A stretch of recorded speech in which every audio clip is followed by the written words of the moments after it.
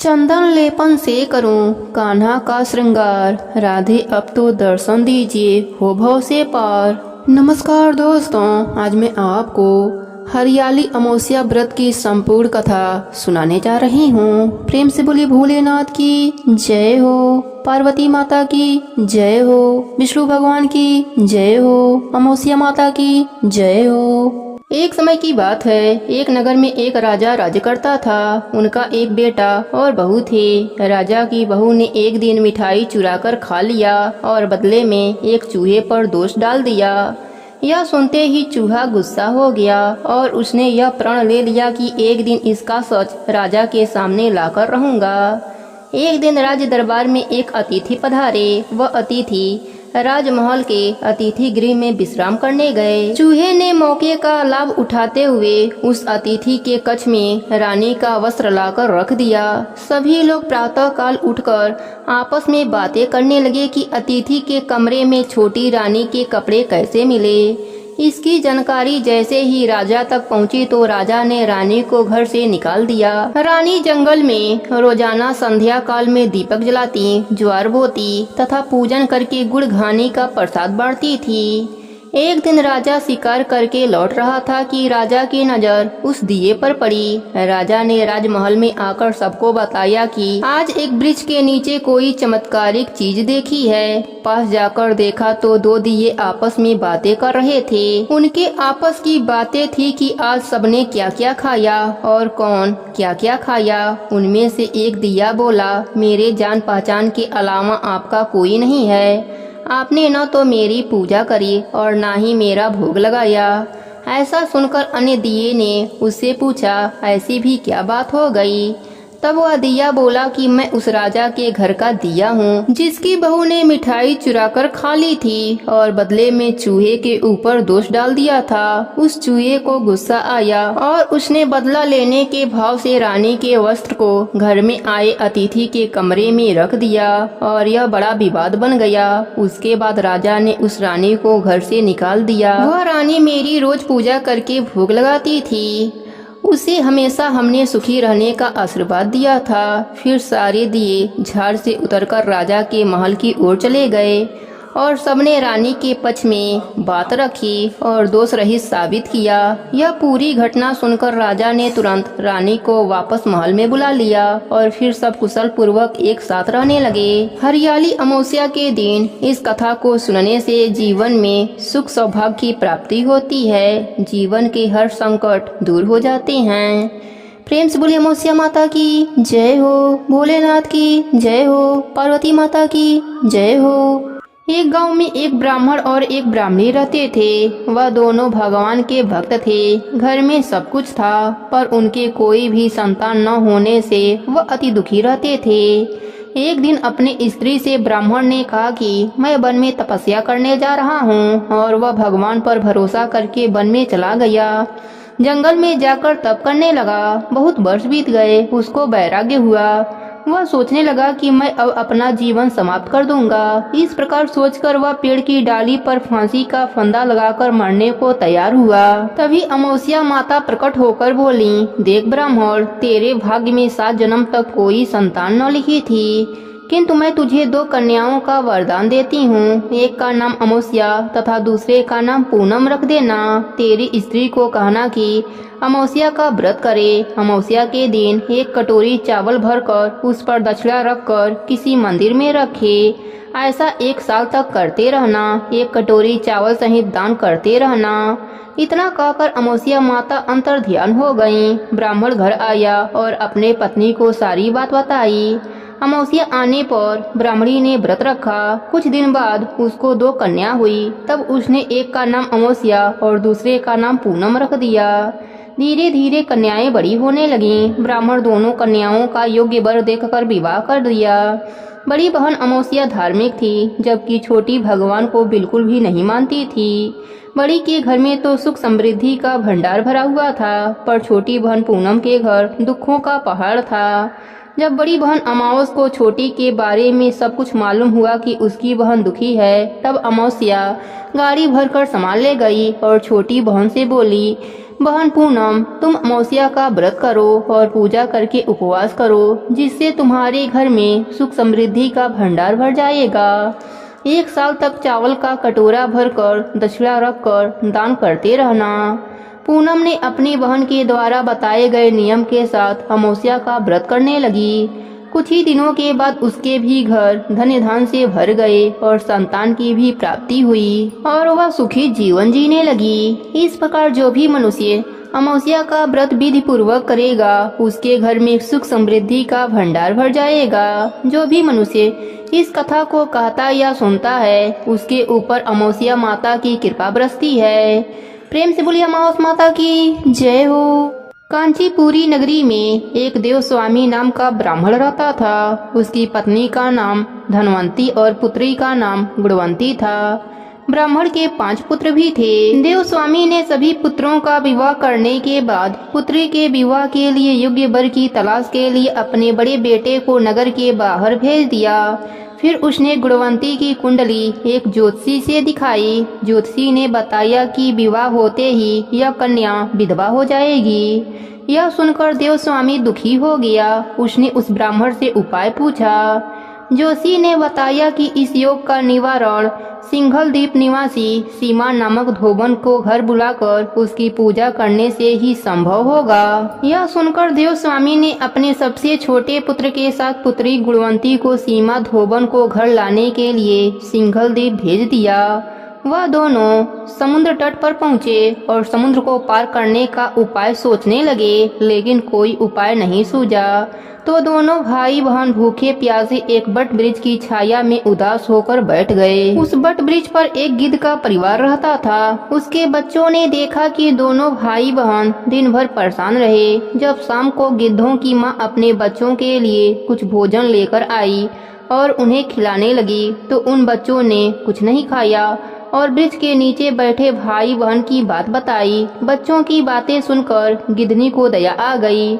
उसने दोनों भाई बहन के पास जाकर कहा कि तुम दोनों की इच्छा उसे पता है, तुम दोनों भोजन कर लो। सुबह तुम दोनों को समुद्र पार सीमा धोबन के पास मैं पहुंचा दूंगी। गिद्धनी की बात सुनकर वह दोनों बेहद खुश हुए। सुबह होते गिद्धनी ने उन्हें सीमा के घर पहुंचा दिया। फिर वे सीमा धोबन को घर लेकर आए और उनकी पूजा की, जिसके बाद ब्राह्मण देव स्वामी की पुत्री का विवाह हुआ। 1 सप्ताह बीतते ही उसके पति की मृत्यु हो गई। तब सीमा धोबन ने गुणवंती को अपने पुण्य का फल दान दिया, जिससे उसका पति जीवित हो उठा। इसके बाद सीमा धोबन उन दोनों को आशीर्वाद देकर वह सिंघल द्वीप चली गई। सीमा धोबन का पुण्य चले जाने से उसके पुत्र, दामाद और पति की मृत्यु हो गई। तब उसने एक नदी के किनारे स्थित एक पीपल के वृक्ष के नीचे भोलेनाथ की पूजा करी और पीपल की 108 बार परिक्रमा करी, जिसके प्रभाव से उसका पुण्य फिर से प्राप्त हो गया। उसके पति, पुत्र और दामाद फिर जीवित हो उठे। सोमवती अमावस्या की इस कथा को कहने, सुनने और हुंकारा भरने से अखंड सौभाग्य का वरदान मिलता है। प्रेम से बोलिए पार्वती माता की जय हो, भोलेनाथ की जय हो। एक गरीब ब्राह्मण परिवार था, जिसमें पति पत्नी के अलावा एक पुत्री भी थी। पुत्री धीरे धीरे बड़ी होने लगी। उस लड़की में समय के साथ सभी गुणों का विकास हो रहा था। लड़की सुंदर एवं गुणवान भी थी, लेकिन गरीब होने के कारण उसका विवाह नहीं हो पा रहा था। एक दिन उस ब्राह्मण के घर एक साधु पधारे, जो कि कन्या के सेवा भाव से काफी प्रसन्न हुए। कन्या को लंबी आयु का आशीर्वाद देते हुए साधु ने कहा कि कन्या के हथेली में विवाह योग्य रेखा नहीं है। अगर इसका विवाह हो भी गया तो यह विधवा हो जाएगी। ब्राह्मण दंपत्ति ने साधु से उपाय पूछा कि कन्या ऐसा क्या करे कि उसके हाथ में विवाह का योग्य बन जाए। साधु ने कुछ देर विचार करने के बाद अपने अंतर्दृष्टि से ध्यान करके बताया कि कुछ दूरी पर एक गांव में सोना नाम की धोबी जात की एक महिला अपने बेटे और बहू के साथ रहती है, जो कि बहुत ही आचार विचार और संस्कार संपन्न तथा पति परायण है। यदि यह कन्या उसकी सेवा करे और वह महिला इसकी शादी में अपने मांग का सिंदूर लगा दे, इसके बाद इस कन्या का विवाह हो तो इस कन्या का विधवा योग मिट जाएगा। साधु ने यह भी बताया कि वह महिला कहीं भी आती जाती नहीं है। यह बात सुनकर ब्राह्मणी ने अपनी बेटी से धोबिन की सेवा करने की बात कही। कन्या मान गई।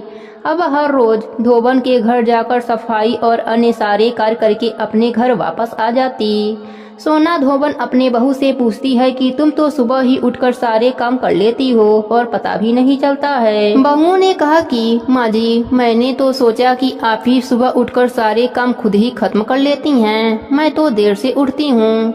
इस पर दोनों सास बहू निगरानी करने लगी कि कौन है जो सुबह ही घर का सारा काम करके चला जाता है। कई दिनों के बाद धोबन ने देखा कि एक कन्या मुंह अंधेरे घर में आती है और सारे काम करने के बाद चली जाती है। जब वह जाने लगी तो सोना धोबन उसको पकड़ लिया और पूछने लगी कि आप कौन हैं और इस तरह छुपकर मेरे घर की चाकरी क्यों करती हैं। तब कन्या ने साधु द्वारा कही गई सारी बात बताई। सोना धोबन पति परायण थी, उसमें तेज था, वह तैयार हो गई। सोना धोबन के पति थोड़ा अस्वस्थ थे। उसने अपने बहुओं से अपने लौट आने तक घर पर ही रहने को कहा। सोना धोबन ने जैसे ही अपने मांग का सिंदूर कन्या के मांग में लगाया, उसके पति मर गए। उसे इस बात का पता चल गया। वह घर से निराजल ही चली थी, यह सोचकर कि रास्ते में कहीं पीपल का पेड़ मिलेगा तो उसे भौंरी देकर उसकी परिक्रमा करके ही जल ग्रहण करूंगी। उस दिन सोमवती अमावस्या थी। रास्ते में पीपल का पेड़ मिला। उसने ईंट के टुकड़ों से 108 बार भौंरी दिया, परिक्रमा किया। ऐसा करते ही उसका पति जीवित हो गया। माता पार्वती ने सोना धोबन को सौभाग्यवती होने का आशीर्वाद दिया और साथ ही वह बोली कि जो भी महिला सोमवती अमावस्या पूजा के बाद इस कथा को सुनेंगी वह भी जीवन भर सौभाग्यवती बनी रहेंगी। प्रेम से बोली पार्वती माता की जय हो, भोलेनाथ की जय हो। एक समय की बात है, एक गांव में एक बुढ़िया अपने बहू बेटे के साथ रहती थी। उसका बेटा परदेश में धन कमाने के लिए गया हुआ था, इसलिए सास और बहू दोनों अकेले ही रहा करते थे और एक दूसरे की देखभाल किया करते थे। सास बहू में बहुत प्यार था, बिल्कुल माँ बेटी की तरह वह रहते थे। एक दिन बहू ने खाना नहीं खाया तो सास ने बहू से पूछा कि आज तुमने खाना क्यों नहीं खाया। तब बहू ने कहा, माँ जी, आज मेरा 3 पनौती अमावस्या का व्रत है, इसलिए मैंने खाना नहीं खाया। तब सासू माँ ने कहा, बहू, यह कैसा व्रत होता है और यह व्रत करने से क्या फल मिलता है, मुझे भी जरा बताओ। तब बहू ने कहा, माँ जी, 3 पनौती अमावस्या का व्रत करने से बहुत पुण्य मिलता है, घर में अन्य धन बना रहता है, खूब शांति रहती है और अटल सुहाग मिलता है, पुत्र की प्राप्ति होती है। इस व्रत में प्रत्येक वर्ष अलग अलग खाना खाया जाता है। विष्णु भगवान के मंदिर में चढ़ावा चढ़ाया जाता है या फिर ब्राह्मण को दान दिया जाता है। इस व्रत में पहले साल शक्कर, घी और चावल से बना खाना खाया जाता है। पहले साल व्रत पूर्ण होने के बाद 1.25 किलो चावल और 1 कटोरी घी और 1 कटोरी शक्कर दान में किसी ब्राह्मण को दिया जाता है। दूसरे साल जौ, घी और शक्कर से बना खाना खाया जाता है। जब दूसरे साल का व्रत पूर्ण हो जाता है तो 1.25 किलो जौ, 1 कटोरी घी तथा 1 कटोरी शक्कर किसी मंदिर में या किसी ब्राह्मण को दान दिया जाता है। तीसरे साल गुड़, तिल और घी से बना व्यंजन खाना चाहिए। जब तीसरे साल का व्रत पूर्ण हो जाए तो ½ किलो तिल, गुड़ और 1 कटोरी घी किसी मंदिर में चढ़ाया जाता है या फिर किसी ब्राह्मण को दान दिया जाता है। इसे ही 3 पनौती अमावस्या का व्रत कहते हैं। फिर बहू ने कहा कि इस व्रत का अगर संकल्प लेते हैं तो इसे पूरा करना जरूरी होता है। अगर पूरा नहीं कर सकते तो सास बहू में झगड़ा और घर में अशांति छाई रहती है। तब सास ने बहू से कहा, बेटी, मेरी तो उम्र हो गई है, लेकिन तुम यह व्रत करो। तब बहू यह व्रत आरंभ कर देती है। लेकिन एक दिन बहू ने किसी के कहने पर गेहूं से बनी रोटी खा ली। अब अमावस्या माता इस बात से नाराज हो गईं। जो सास बहू में बहुत प्यार रहता था, अब उन दोनों में झगड़े होने लगे। सभी गांव वाले भी हैरान हो गए कि यह सब क्या हो रहा है। सास अपने बहू से उल्टा सीधा ताने देने लगी और बहू अपने सास से लड़ने झगड़ने लगी। दोनों इस तरह लड़ते झगड़ते देखकर लोग कहने लगे कि देखो तो यह दोनों कितने प्यार से रहती थीं और अब दोनों में कितनी लड़ाई होती है। एक दिन सास ने अपने बहू से ताना मारा कि जब से हमारे घर में तुम बहू बनकर आई हो तब से हमारे घर की लक्ष्मी चली गई हैं। तुम तो हमारे घर के लिए अशुभ हो। तुम्हारे कारण हमारे घर में कलेश और अशांति छाई रहती है। अब बहू को यह बात लग गई और वह अपने सास से कहने लगी कि मैं आपके घर के लिए अशुभ हूँ तो ठीक है, मैं आपके घर से जा रही हूँ। आपके घर में अब मैं लक्ष्मी जी को लेकर आऊंगी। जब तक मैं लक्ष्मी माता को न पा जाऊं आपके घर में पैर नहीं रखूंगी। तब सास बहू से कहा, असल की हो तो जा, मेरे घर की लक्ष्मी को लेकर आ। तब बहू ने कहा, ठीक है माँ जी, मैं लक्ष्मी जी को लेकर आऊंगी, लेकिन मुझे यह बताइए कि लक्ष्मी माता मुझे कहाँ मिलेंगी। तब सास ने कहा, लक्ष्मी जी तुमको समुद्र के बीच में भगवान विष्णु जी के पैर दबाती हुई मिलेंगी। अब बहू यह कहकर चली गई कि जब तक लक्ष्मी जी को ना पा जाऊं तब तक मैं आपके घर नहीं आऊंगी। इतना कहकर बहू लक्ष्मी माता के खोज में निकल गई। जब बहू लक्ष्मी जी को खोजने के लिए निकली तब उसे बीच रास्ते में एक गाय मिली। वह बहू से पूछा कि बेटी तुम कहाँ से आ रही हो और कहाँ जा रही हो। तब बहू ने बताया कि हे गाय माता, मेरी सासू माता मुझे कहती हैं कि मेरे आने से उनके घर में अन्न धन की कमी हो गई है और उनके घर की लक्ष्मी चली गई हैं, तो मैं लक्ष्मी जी को लेने के लिए जा रही हूँ। तब गाय माता ने कहा, बेटी अगर तुम जा ही रही हो तो भगवान से मेरे बारे में भी पूछ लेना। तब बहू बोलती है कि ठीक है गाय माता, बताओ मैं आपके बारे में क्या पूछूंगी। तब गाय माता बोलती हैं कि बेटी मेरा जब भी बछड़ा होता है वह मर जाता है, जिंदा नहीं रहता। तू भगवान से पूछ लेना कि मेरे साथ ऐसा क्यों हो रहा है। मैंने ऐसा कौन सा कर्म किया है जो मेरे साथ मेरे संतान नहीं रहता। बहू बोली, ठीक है गाय माता, मैं आपके बारे में जरूर पूछ लूंगी। यह कहकर आगे चल देती है। आगे चलते चलते बहू को एक घोड़ी मिलती है जिसके गले में घंटी बंधी होती है। घोड़ी ने भी कहा कि बेटी तुम कहाँ जा रही हो और कहाँ से आ रही हो। तब बहू घोड़ी से कहती है कि मेरी सास मुझे अशुभ कहती हैं, मेरे आने से उनके घर की लक्ष्मी चली गई हैं, मैं लक्ष्मी माता को ढूंढने जा रही हूँ। तब घोड़ी कहती है, बेटी मेरे दुख का कारण भी भगवान से पूछ लेना। तब बहू ने कहा, जरूर पूछ लूंगी, पर बताइए तो सही कि आपको क्या दुख है। तब वह घोड़ी कहती है, मेरे गले में यह पट्टा बंधा हुआ है, मैं इससे बहुत दुखी हूँ। तब बहू कहती है, ठीक है मैं पूछ लूंगी।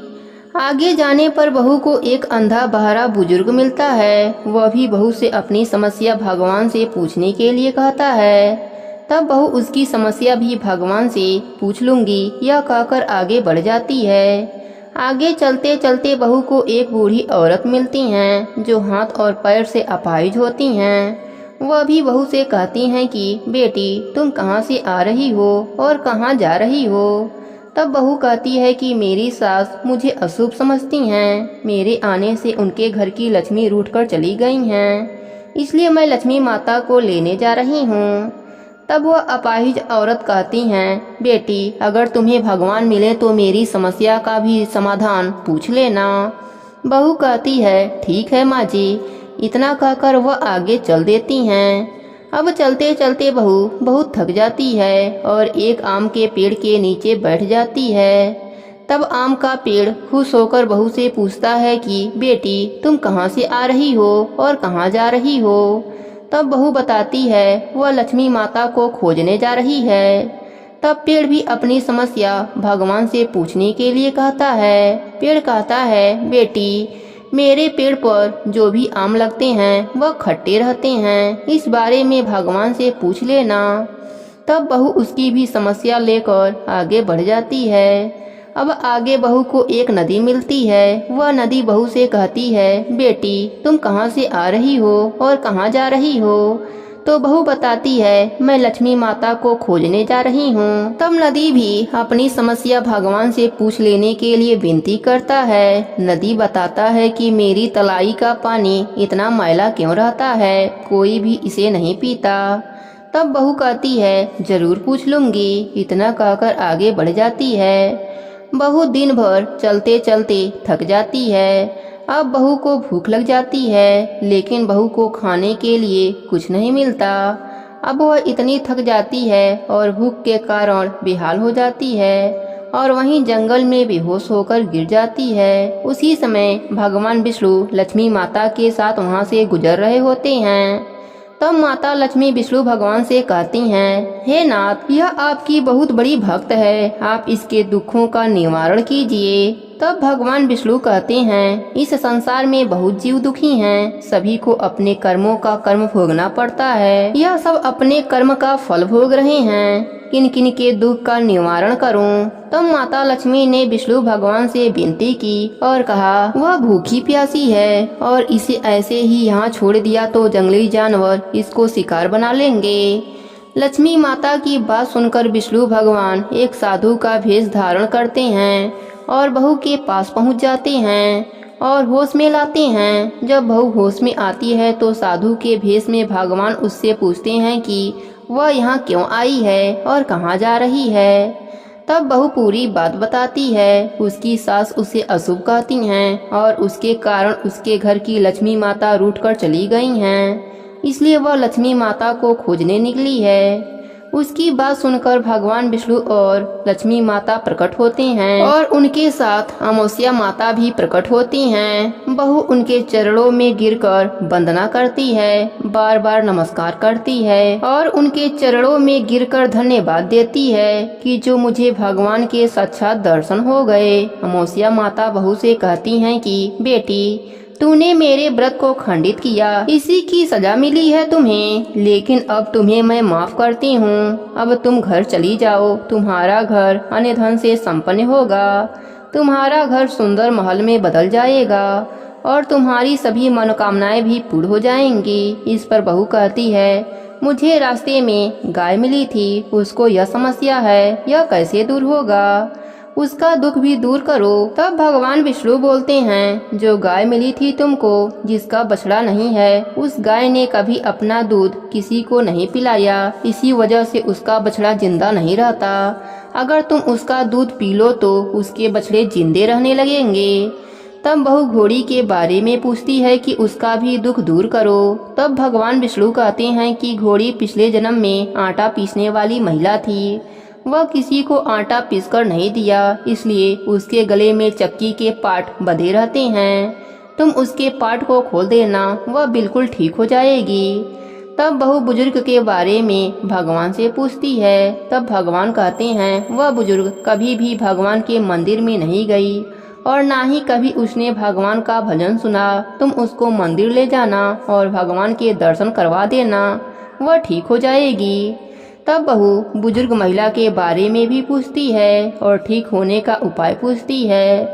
तब भगवान विष्णु कहते हैं कि जो बुजुर्ग महिला मिली थी, उसने कभी भी अपनी जवानी में कोई दान पुण्य नहीं किया, इसलिए उसे यह सजा मिली है। तुम उसके हाथ से दान करवा देना तो उसकी विकलांगता दूर हो जाएगी। फिर बहू आम के पेड़ के बारे में विष्णु भगवान से पूछती है तो विष्णु भगवान जी कहते हैं कि उस आम के पेड़ ने कभी किसी बच्चे को अपना आम खाने नहीं दिया, इसलिए उसके सभी आम खट्टे रहते हैं। तुम उस पेड़ का आम खा लेना, फिर उस पेड़ पर मीठे आम लगने लगेंगे। फिर बहू नदी के बारे में भगवान विष्णु से पूछती है। तब विष्णु भगवान कहते हैं कि जो नदी और नदी की तलहटी है, वह पिछले जन्म में देवरानी और जेठानी थीं। वह हमेशा लड़ती रहती थीं, इसलिए उनका पानी मैला रहता है। उसका पानी तुम पी लेना तो उसका पानी शुद्ध हो जाएगा। बहू ने विष्णु भगवान, लक्ष्मी माता और अमावस्या माता को प्रणाम किया और अपने घर की तरफ चल पड़ी। रास्ते में जो जो मिलता गया उन्हें सभी उपाय बताती गई। सभी उसे आशीर्वाद देते हैं और घर जाते ही उसका घर एक सुंदर महल में परिवर्तित हो जाता है तथा घर में अन्य धन भर जाता है। अब बहू सास से कहती है, सासू माँ आपने सच ही कहा था, मैं आपके लिए अशुभ हूँ। मेरे जाने के बाद ही आपके घर में लक्ष्मी माता आई हैं। अब आप यहाँ पर आराम से रहो, अब मैं मरने के लिए जा रही हूँ। तब सासू माँ ने कहा, नहीं बेटी, यह सब तो तुम्हारे 3 पनौती अमावस्या के व्रत का फल है जो हमें मिला है। अब तुम यहाँ पर रहोगी, कहीं नहीं जाओगी। तुम तो मेरे घर की गृह लक्ष्मी हो, तुम्हारे कारण ही तो यह सब वैभव मिला है। अब सास बहू दोनों मिलकर खुशी से रहने लगे। बहू अपने गलती के लिए अपने सास से क्षमा मांगी कि यह सब अमावस्या माता के नाराज होने के कारण हो रहा था। सास भी बहू की बातों को समझती है और एक दूसरे को माफ करके खुशी खुशी रहने लगते हैं। अब उनका बेटा भी परदेश से लौट आया और घर में यह सब वैभव देखकर उसे अपनी आंखों पर विश्वास नहीं होता है, क्योंकि वह तो इसी दरिद्रता को दूर करने के लिए परदेश में पड़ा हुआ था कि वहाँ पर रहेगा तो कुछ कमाई करेगा। तब उसकी माँ उसको सारी बातें बताती है कि कैसे 3 पनौती अमावस्या का व्रत करके तेरी पत्नी यह सब वैभव प्राप्त की है। यह सब व्रत के प्रभाव से है, इसके वजह से लक्ष्मी माता की कृपा हमारे ऊपर हुई है। 3 पनौती व्रत करने से सारे दुख दूर हो जाते हैं। इस तरह वह लोग खुशी खुशी से रहने लगे। 3 पनौती अमावस्या के व्रत से जैसे सास बहू के दिन बदले, वैसे ही व्रत करने वालों को, कथा सुनने वालों के भी दिन अमावस्या माता बदलना। सबके घरों में लक्ष्मी जी का वास हो, अन्नपूर्णा माता का वास हो। प्रेम से बोली अमावस्या माता की जय हो, विष्णु भगवान की जय हो, लक्ष्मी माता की जय हो, भोलेनाथ की जय हो। अब सुनते हैं पथवारी माता की कहानी। प्रेम से बोली पथवारी माता की जय हो। किसी गांव में एक गुजरी नाम की औरत रहती थी। उसकी 2 बहुएं थीं। उसने अपने दोनों बहुओं को गांव के बाहर दूध बेचने के लिए भेजा। बड़ी बहू बहुत होशियार थी और हिसाब किताब रखना भी जानती थी, परंतु छोटी बहू बहुत ही भोली भाली थी। उसे ना दूध बेचने आता था, ना ही हिसाब किताब रखने आता था। जब वह दूध ले जा रही थी तो उसने देखा कि गांव की औरतें पथवारी माता को जल से सींचकर उनकी पूजा कर रही हैं। तो उसने पूछा, पथवारी माता की पूजा करने से क्या होता है? तो उन महिलाओं ने कहा, पथवारी माता को पूजने से व जल से सींचने से अन्य धन और लक्ष्मी की प्राप्ति होती है। यह सुनकर छोटी बहू ने वह दूध पथवारी माता को चढ़ा दिया और वह नित्य प्रति यही करने लगी। जब महीना पूरा हुआ और सास ने दोनों बहुओं को बुलाया और कहा कि कल तुम दोनों अपना अपना हिसाब मुझे दे देना। इस पर छोटी बहू पथवारी माता के पास जाकर रोने लगी कि अब मैं कल क्या करूंगी, कैसे अपने सासू माँ को हिसाब दूंगी। तभी पथवारी माता बुढ़िया का भेष धरकर प्रकट हुई और उन्होंने पूछा, पुत्री तुम क्यों रो रही हो? तब उसने सारी बात बताई। तो पथवारी माता ने कहा कि तुम यहाँ से कुछ पत्थर टोकरी में भरकर ले जाओ और एक कमरे में रख देना। उसने वैसा ही किया। जब प्रातः सासू माँ ने पूछा तो उसने इशारा किया कि जो भी महीने भर की आमदनी हुई है वह कमरे में है। जब सबने अंदर जाकर देखा तो कमरे में हीरे मोती सोना चांदी जगमगा रहे थे। तब सास ने पूछा, यह चमत्कार कैसे हुआ? तो उसने सारी कथा सुनाई। फिर क्या था? बड़ी बहू भी यह सब सुना। उसने निश्चय किया कि अगले दिन से वह भी पथवारी माता को सींचेगी और जो छोटी बहू है वह तो कच्चा दूध चढ़ाती थी, पर वह गर्म करके दूध चढ़ाएगी। अगले दिन से ऐसा ही करने लगी। बड़ी बहू गर्म गर्म दूध ले जाकर पथवारी माता को सींचने लगी। महीना पूरा हुआ। छोटी बहू की तरह बड़ी बहू पथवारी माता के पास जाकर रोने लगी। तब पथवारी माता प्रकट हुई और उन्होंने कहा, पत्थर टोकरी में भरकर ले जाओ और बड़े से कमरे में रख देना। तब बड़ी बहू ने बड़े से टोकरे में बड़े बड़े ढेर सारे पत्थर उठाए और बड़ी मुश्किल से जैसे तैसे घर ले आई और एक कमरे में रख दिया। प्रातःकाल सासू जी ने जब पूछा तो उसने कमरे की ओर इशारा किया और जब कमरे में जाकर देखा तो वहाँ सांप, बिच्छू, जहरीले जंतु निकले। तब वह रोती हुई पुनः पथवारी माता के पास गई और बोली, आपने मेरे साथ ऐसा क्यों किया? तब पथवारी माता ने कहा, छोटी बहू ने भक्ति भाव से मुझे सींचा और तुमने लालच में आकर गर्म दूध मुझ पर चढ़ाया, जिससे मुझे फफोले हो गए। ऐसा सुनकर बड़ी बहू पथवारी माता से क्षमा मांगने लगी। हे पथवारी माता, जैसे आपने छोटी बहू पर अपनी कृपा करी, वैसे ही अपने सभी भक्तों पर अपनी कृपा बनाए रखना। प्रेम से बोले पथवारी माता की जय हो। अब सुनते हैं सूरज भगवान की कथा। प्रेम से बोले सूरज भगवान की जय हो। एक समय की बात है, भगवान सूर्यदेव का दरबार सजा हुआ था। तब एक दासी बस भगवान से पूछा कि हे प्रभु, मैं आपको कैसी लगती हूँ? भगवान तो अपने सभी भक्तों का मान रखते हैं। उन्होंने उत्तर दिया, तुम मुझे एकदम शक्कर जैसी लगती हो। तो फिर राणा देव जी भी वहीं बैठे थे। इस बात को सुनकर उन्होंने पूछा, हे प्रभु, मैं आपको कैसी लगती हूँ? तो प्रभु ने जवाब दिया, एकदम नमक जैसा। बस इस बात को सुनकर राणा जी को क्रोध आ गया और वह भगवान से रूठ गईं। भगवान ने सोचा, राणा देव जी नहीं बोल रही हैं, कुछ तो करना पड़ेगा। इनके हट के आगे तो सभी नतमस्तक हो जाते हैं। उन्होंने अपने माँ से कहा कि माँ, आज भोजन में नमक मत डालना। और ऐसा ही हुआ। जब भोजन बनकर तैयार हो गया, 3 थाली परोसा गया।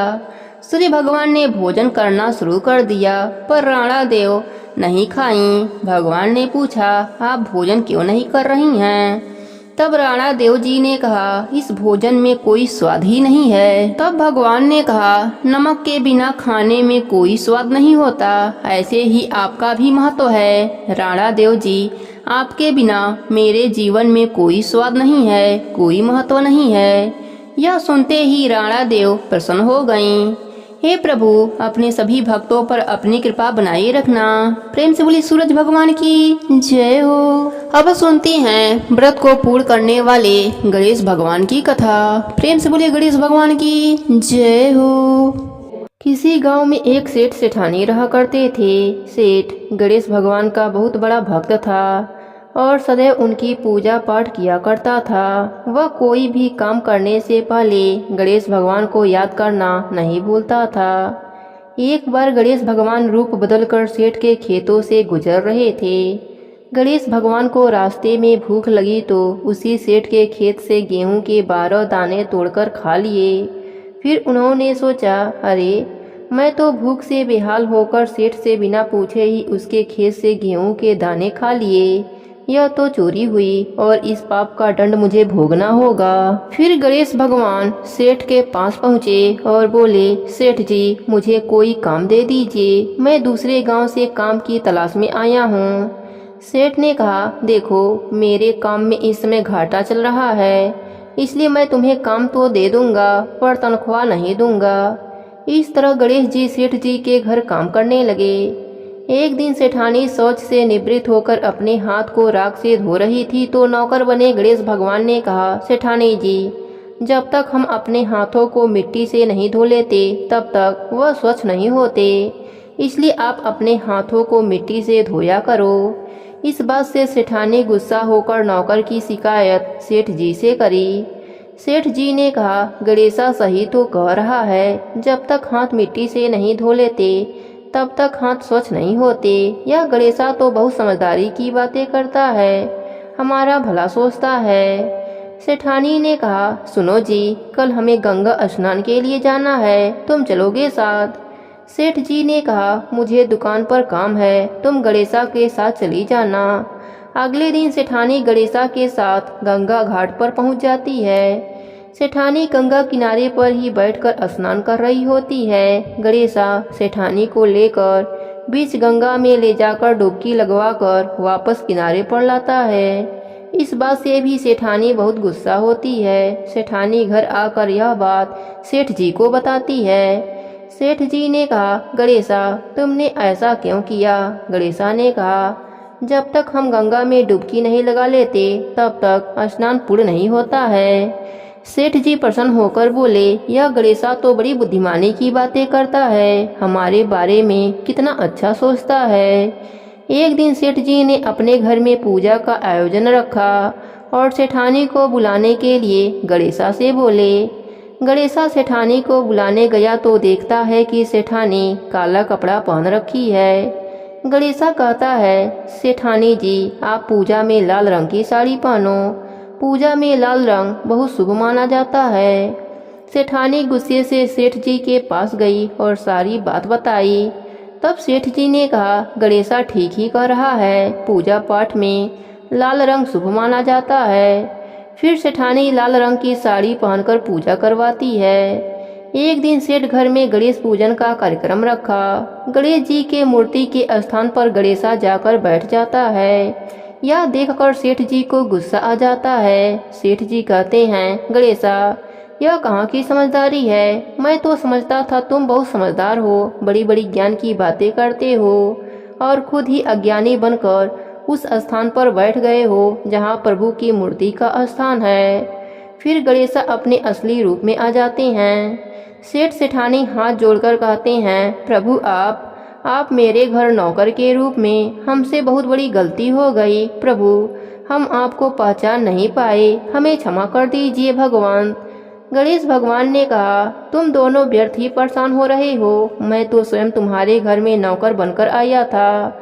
मैंने तुम्हारे खेत से गेहूं के 12 दाने चुरा कर खा लिए थे, इसलिए मैं उसका ऋण चुकाने तुम्हारे घर नौकर बनकर आया था। मेरा आशीर्वाद सदैव तुम पर बना रहेगा, तुम्हारे घर में धन वैभव की कभी भी कमी नहीं होगी। इतना कहकर गणेश भगवान अंतर ध्यान हो गए। हे गणेश जी महाराज, जैसे आपने सेठ सेठानी पर अपनी कृपा करी, वैसे ही अपने सभी भक्तों पर अपनी कृपा बनाए रखना, सबके व्रत को पूर्ण करना। प्रेम से बोले गणेश भगवान की जय हो, भोलेनाथ की जय हो, पार्वती माता की जय हो।